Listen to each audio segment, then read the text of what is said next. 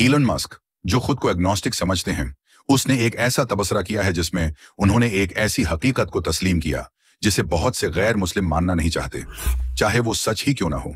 ये इस्लामी तहजीब की दुनिया के लिए शानदार खिदमात के बारे में है। आगे बढ़ने से पहले ये बात नोट कर लेना जरूरी है कि मुसलमानों को इस बात की जरूरत नहीं है कि कोई इस्लाम को तस्लीम करे या उसकी तारीफ करे ताकि उन्हें यकीन हो जाए कि इस्लाम ही सच है। हरगुज नहीं, क्योंकि अगरचा इस्लाम की मुखालफत पूरी दुनिया ने की, फिर भी पक्के मुसलमान इस बात पर यकीन रखते हैं कि ये दीन अल्लाह की तरफ से है और नजात का वाहिद रास्ता है।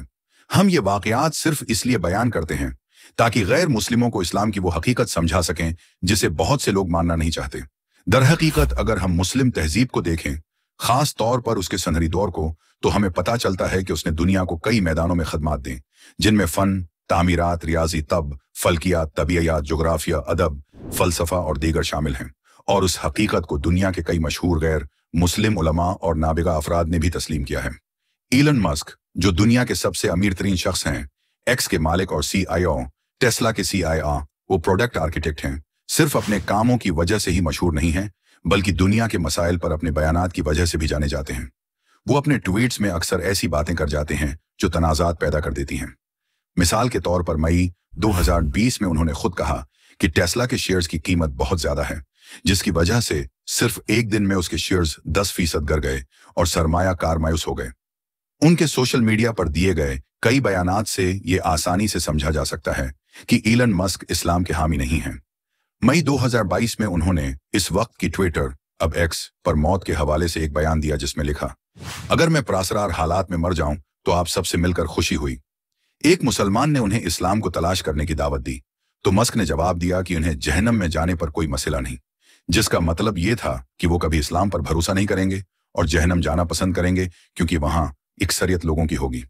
दिसंबर 2022 में एलन मस्क ने एक इंतहापसंदाना और मज़ाक़ाख़ीज़ ग्राफिक शेयर किया जिसमें इस्लामी हिलाल और सतारा को ब्रेन वॉशिंग की मिसाल के तौर पर दिखाया गया था। ये ट्वीट न सिर्फ मुस्लिम कम्युनिटी में बल्कि कई उदारों में भी गम और गुस्से का बास बनी, जिनमें ह्यूमन राइट्स वॉच भी शामिल है, जिसने रद्दामल देते हुए कहा, आपका ट्वीट साफ तौर पर इंतहापसंदाना और गैर मोहतरमाना रवैया जाहिर करता है मिस्टर मस्क। इस सब के बावजूद हाल ही में एलन मस्क ने दुनिया को हैरान कर दिया जब उन्होंने इस्लाम की अजमत और इंसानियत के लिए उसकी खदमात को तस्लीम करते हुए तबसरे किए। ये इस वक्त हुआ जब दुबई में एक समिट मुनाक़द हुई जिसमें दुनिया भर की मुख्तलिफ शख्सियात ने शिरकत की ताकि मुख्तलिफ मौज़ूआत बशमूल साइंसी तरक्की और टेक्नोलॉजी पर बातचीत की जा सके।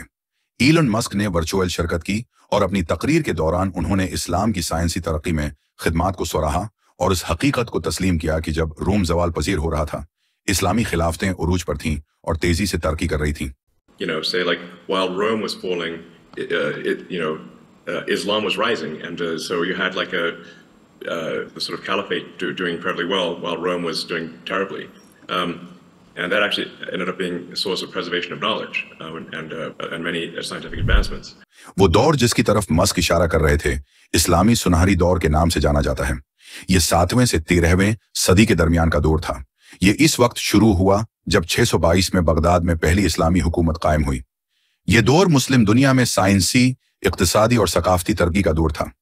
ये उमूमन उस वक्त से समझा जाता है जब हारून और रशीद की खिलाफत शुरू हुई। उनका दौर खिलाफत अब्बासिया के उरूज के साथ मुंसलक था। उनके दौर में बगदाद दुनिया का सबसे शानदार शहर बन गया।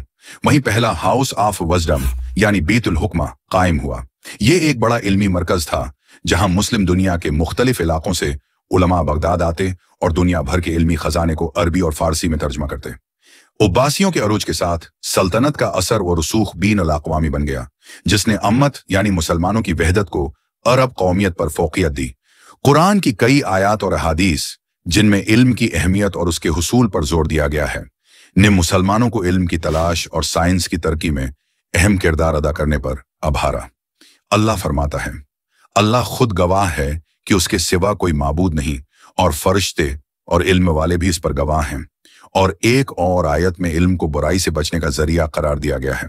इस्लामी सुनहरी दूर दरासिल इस्लाम और अरबी तहजीब के फैलाव का जमाना था जो शमाली अफ्रीका, मशरिक वस्ती एशिया, मशरकी और जनूबी यूरोप तक फैला।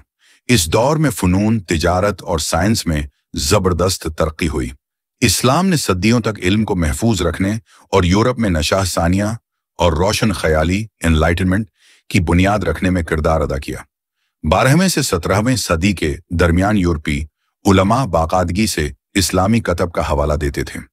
जहां तक इस्लामी सुनहरी दौर के जवाल की वजूहात का ताल्लुक है तो ये एक तवील दास्तान है जो दाखिली इख्तिलाफात से शुरू हुई और बलाखिर 1258 में मंगोलों के बगदाद पर हमले और अब्बासी खिलाफत के खात्मे पर जाकर मुकम्मल हुई।